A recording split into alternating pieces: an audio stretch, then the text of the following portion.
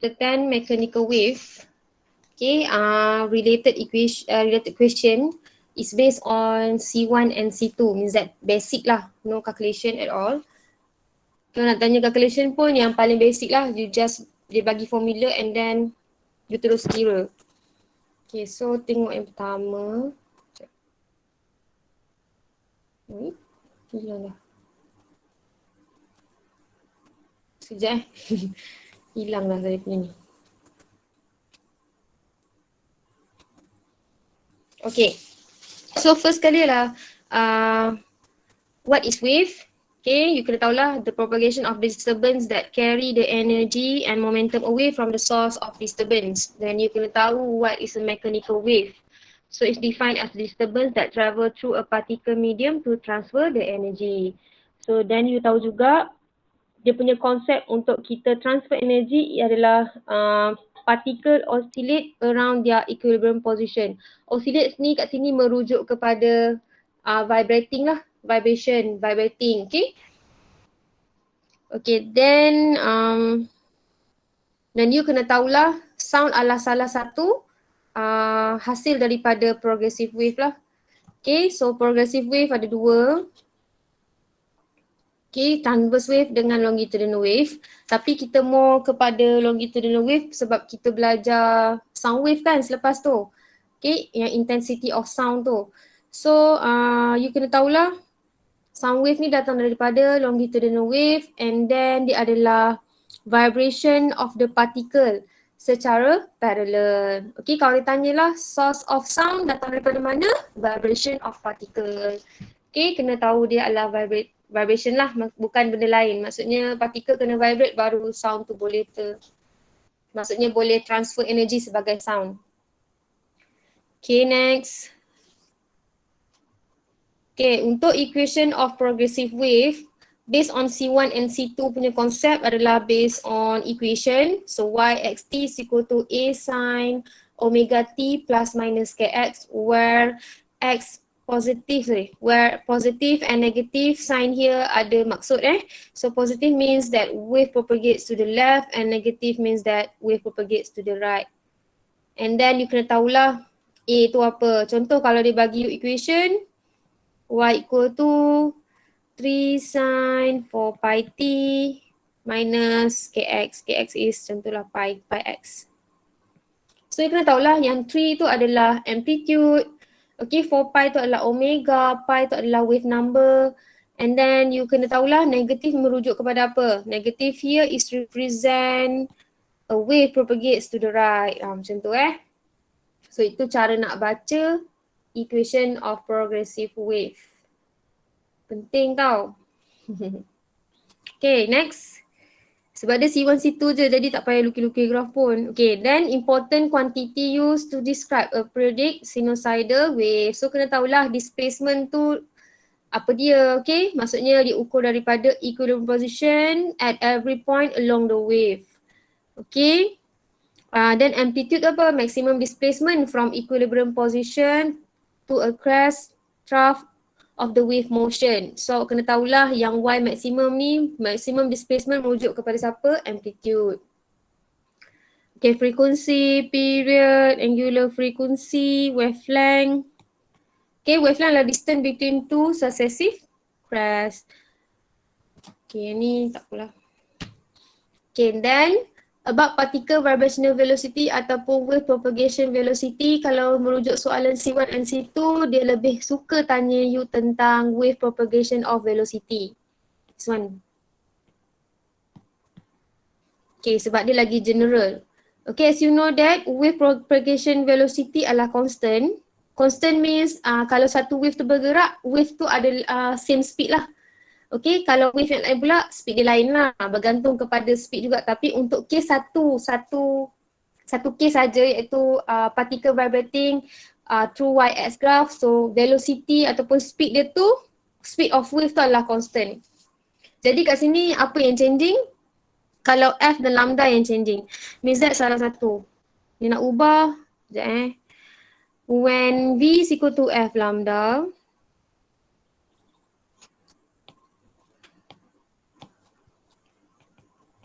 Okay, contohlah kalau you buat case ni, wave ni tengah bergerak.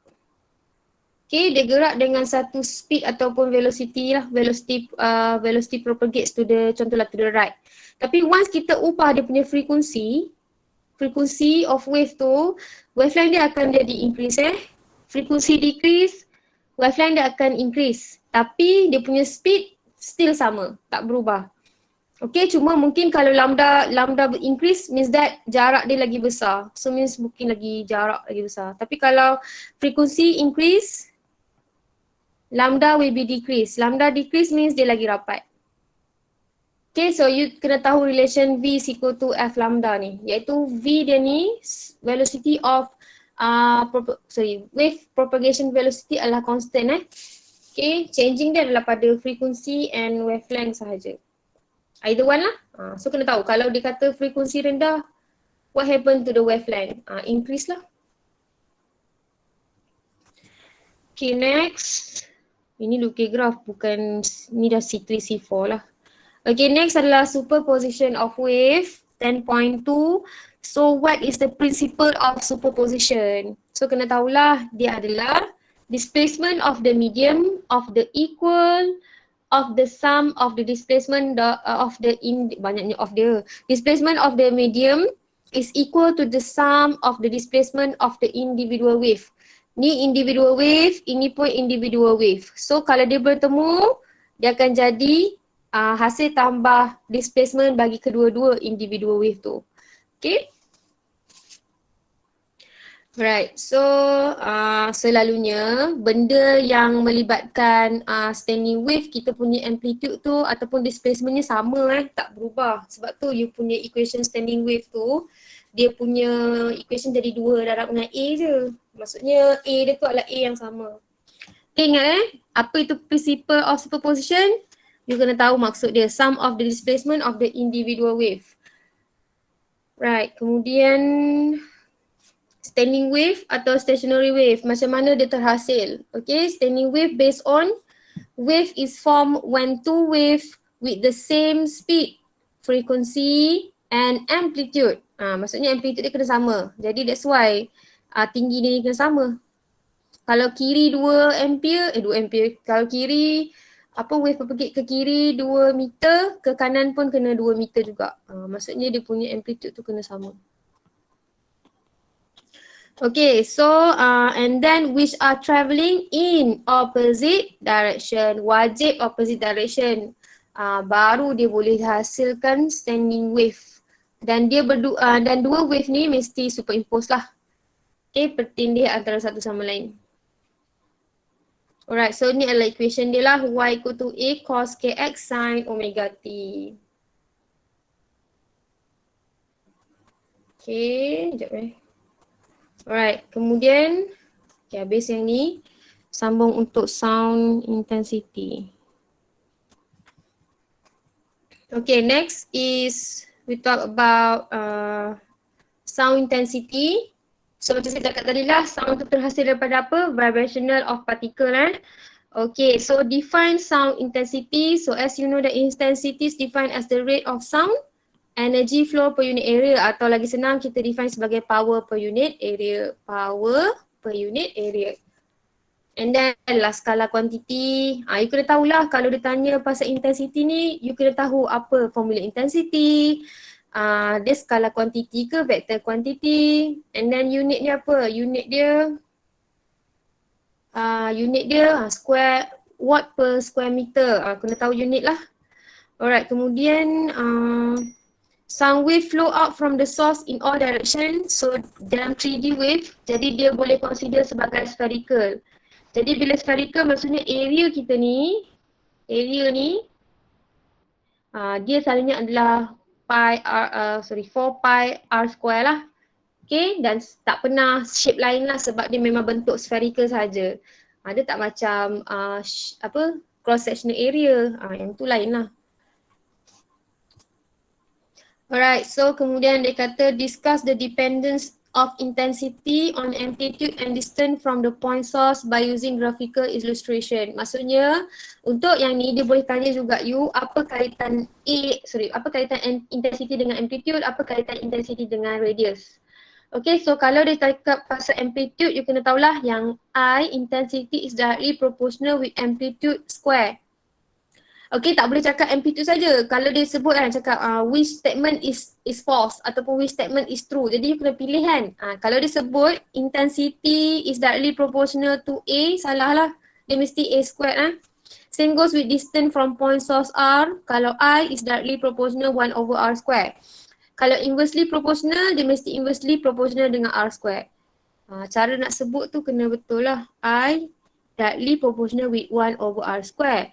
Kalau I dengan R saja, R square saja, dia akan jadi inversely proportional. Okay. Right. Kemudian, kita ada kiraan. Okay, next is 10.4, application of standing wave. Okay, so untuk kes ni, macam mana nak tahu beza dia? Kalau dia kata tentang air column, dia mesti sebut pasal open ataupun close pipe. Kalau dia sebut pasal stress string, dia mesti bagi you string is tight ataupun dia bagi contoh alat gitar kan. Itu kamu dah tahulah dia adalah stress string punya case. Alright, so untuk selalunya soalan yang melibatkan application of standing wave ni dia suka tanya berapa bilangan note pada berapa harmonik. Okay, jadi awak kena tahu lukis. Okay, jom kita tengok satu contoh. Okay, contoh untuk string. Okay, apa yang penting untuk string ni? Okay, contoh dia lah. Okay, kalau saya kata, dia kata berapakah bilangan notes? Okay, contoh in string, okay, is oscillate on the third harmonic. How many notes are located within the string? Okay, so dia nak third harmonic. Jadi kalau awak boleh tengok buku lah kan, takut tak sempat nak belik Okay, so kalau first harmonic, ni adalah shape yang pertama. First harmonic. Kalau third harmonic maksudnya you repeat this shape 3 times. That's why jadi yang ni. 3 times. So dia adalah third harmonic. So dia tanya berapa notes, how many notes are located within the string? So 1, 2, 3, 4. So ada 4 note dekat sini. Bila third harmonic dia ada 4 notes. Bila dia second harmonic dia ada berapa notes? Ada 3. Yang notes ni jangan hafal, you kena lukis. Daripada lukisan, you boleh lukis. Maksudnya you boleh tahulah. Semua nak hafal nanti sakit kepala. Okay, so ini adalah contoh string lah kalau dia kata berapa bilangan notes. Kalau nak bilangan anti-notes pun tak ada masalah. Berapa bilangan anti-notes untuk second harmonic? So we have 2. 2 anti-notes. Okay. Alright, so next adalah given the speed of wave on the string. Okay, given speed of wave on the string ni, dia boleh tanya speed of wave on the string is depending on except ataupun kecuali except kan. Jadi awak kena tahu speed of wave string ni bergantung kepada siapa. Okay, V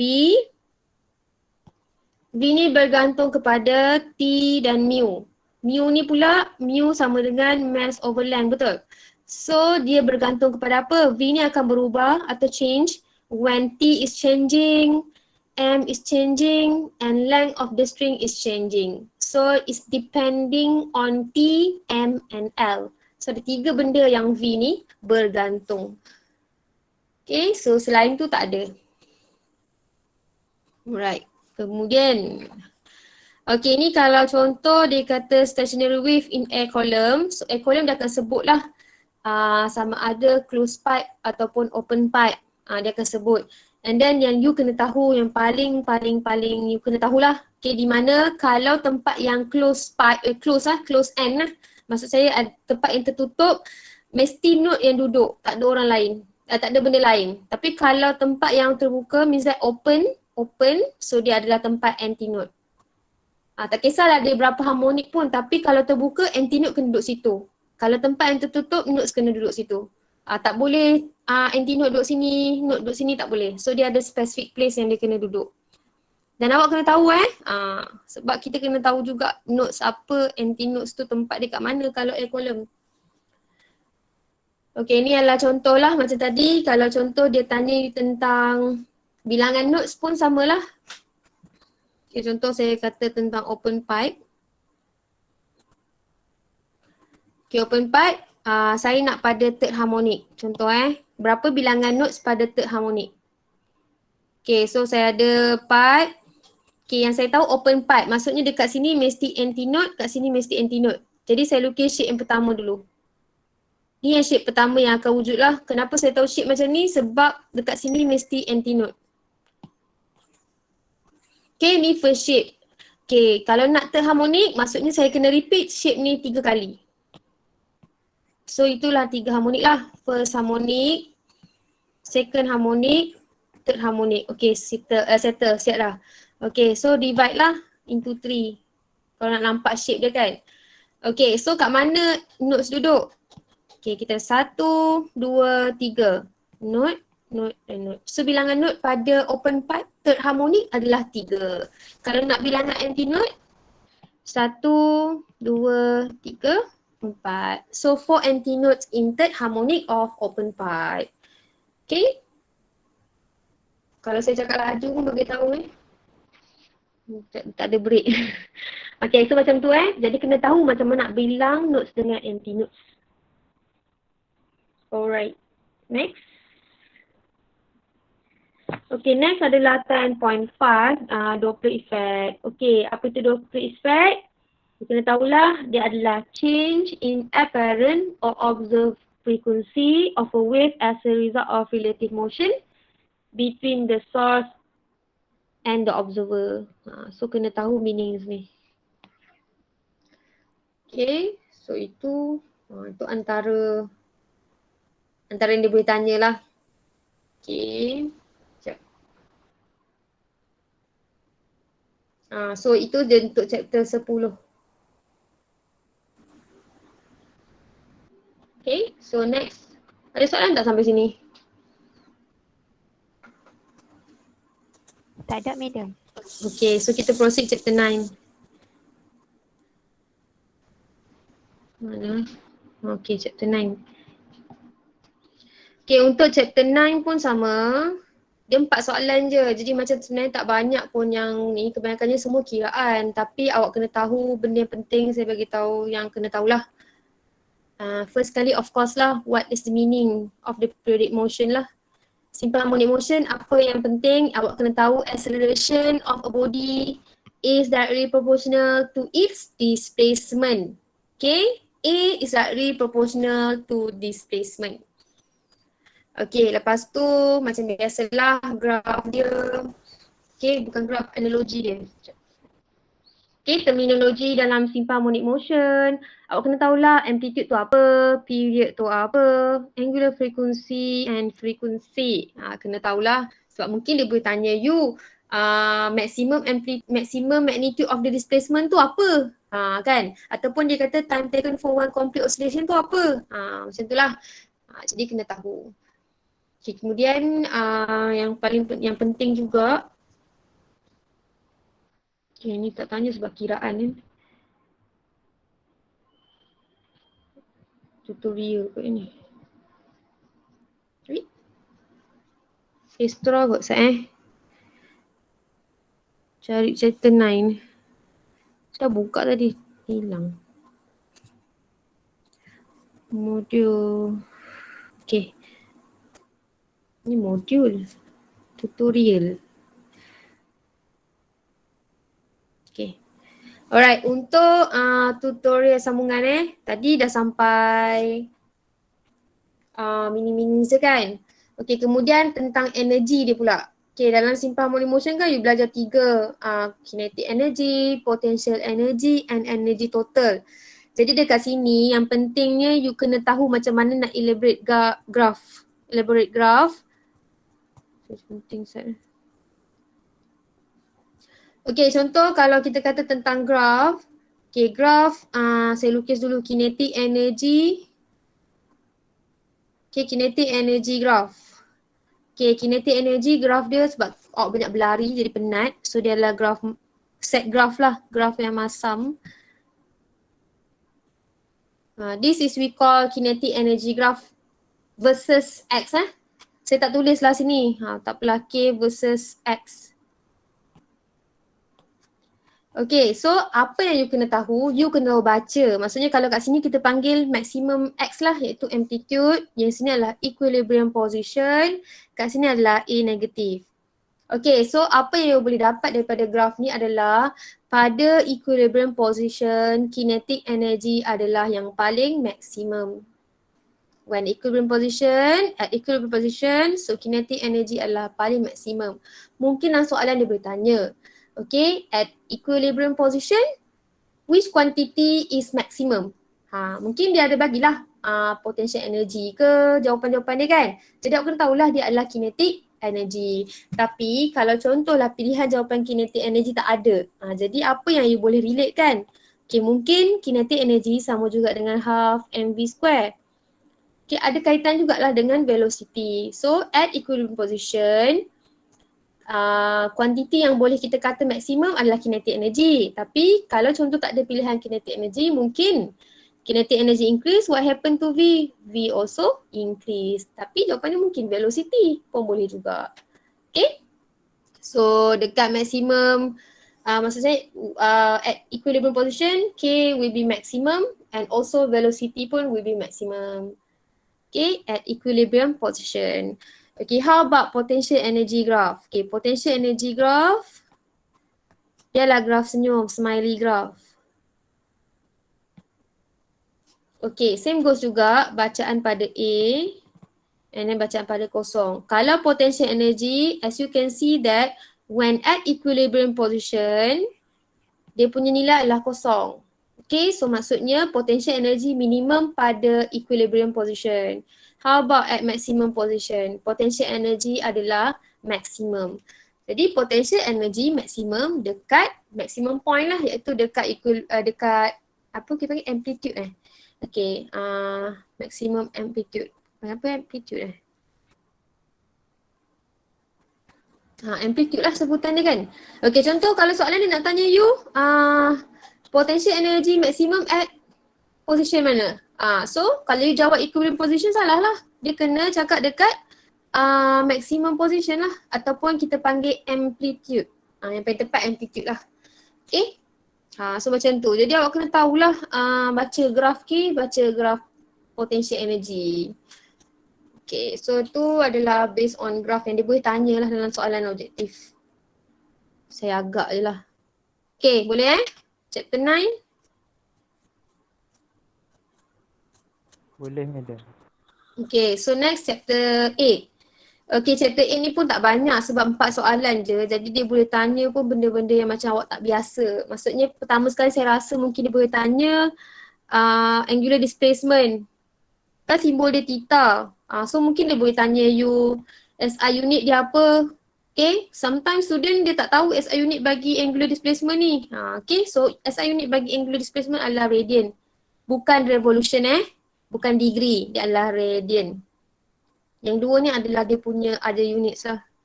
Okay, so itu adalah tentang rotational kinematics. Okay, parameter yang pertama lah. Yang kedua macam biasalah, yang ni saya rasa benda biasa yang awak dah biasa tengok. Dalam chapter 8 ni benda baru belajar adalah theta lah. Dengan alpha kan. Okay, so yang ini dia tak boleh tanya sebab banyak kiraan. Okay, so symbol used in kinematic you kena tahulah analogi kepada siapa. Okay, mungkin dia kata theta tu analogi tu siapa. So you kena tahulah displacement. Omega naught adalah U, omega adalah V, alpha adalah acceleration, and then satu lagi boleh tambahlah benda baru dalam ni saya torque kan. Torque analogi kepada siapa? Torque adalah analogi kepada force. Okay, torque adalah analogi kepada force. Tahu tak torque simbol dia apa? Bentuk T tu. Tau tu. Okay, tau ni analogi kepada force.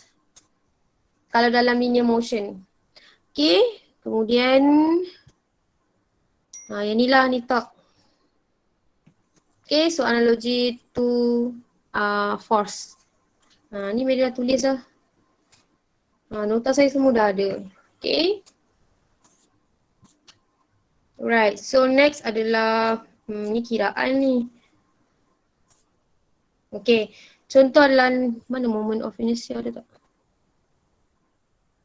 Okay, so ni Moment of inertia. Penting sangat benda ni sebab je lah nadi kepada chapter ni kan. Okay, moment of inertia is the rotational kinematics is analogous to the mass. Okay, in linear kinematics and unit dia adalah kgm power of 2. And then dia punya factor which affect the moment of inertia of rigid body ada 3. Mass, shape dengan position of the rotational axis. Yang lain-lain takkan mempengaruhi moment of inertia.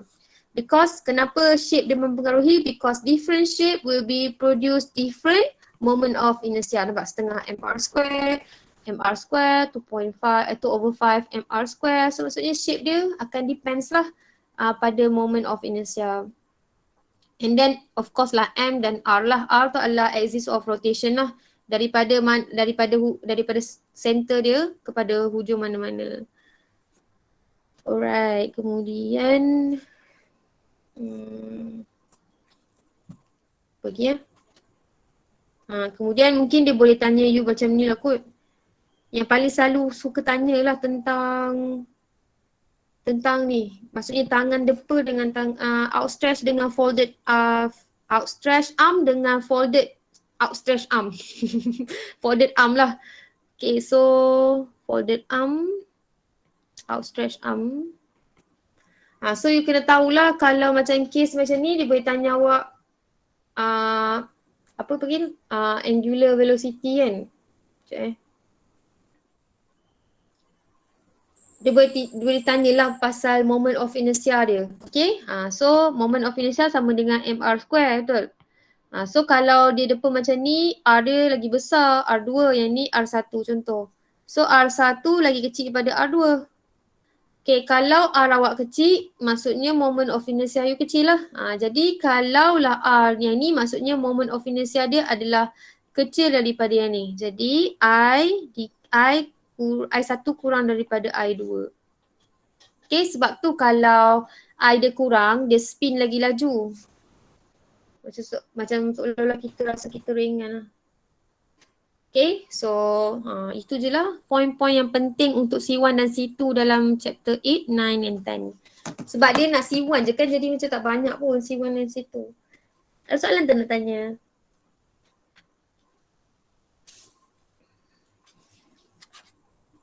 Tak ada? Tak ada kot medium. UPS 9/11 Dan saya tak buat dalam revision atau soalan-soalan ni. So yang based on apa yang saya cakap ni, yang tu yang you kena study lah balik, tengok balik. Lepas tu lab writing report, hantar hari Ahad Last saya check adalah pada hari Sabtu. Sabtu last Sabtu sebelum pukul 5 petang kalau you nak suruh I check lah. I tak pasal you hantar draft. Kalau you nak suruh I check, you kena hantar full report. I takkan check graph ni okey ke tak sebab ni test. Bukannya main-main check, Madam check graph saya boleh tak? Mana boleh macam tu. You kena hantar full graph dan I check sekali je lah kan. Sebab dia test. Jadi kita kena buat macam test lah.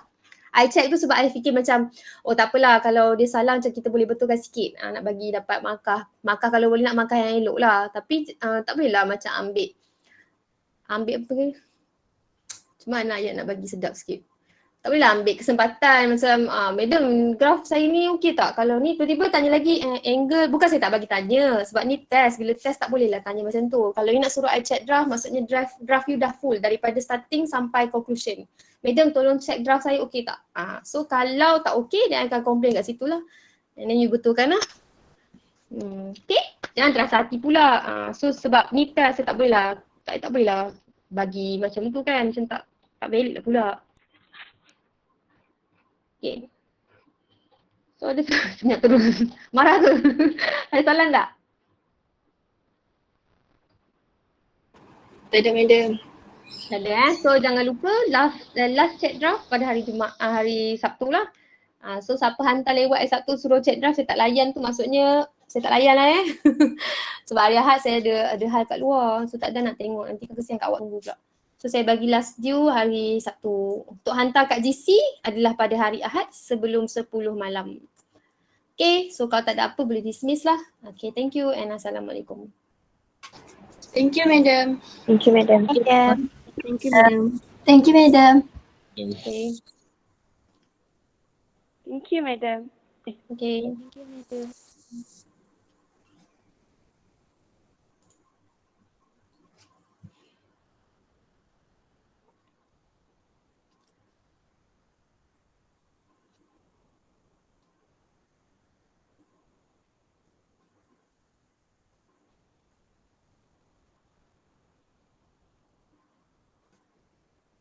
Husna tanya soalan ke?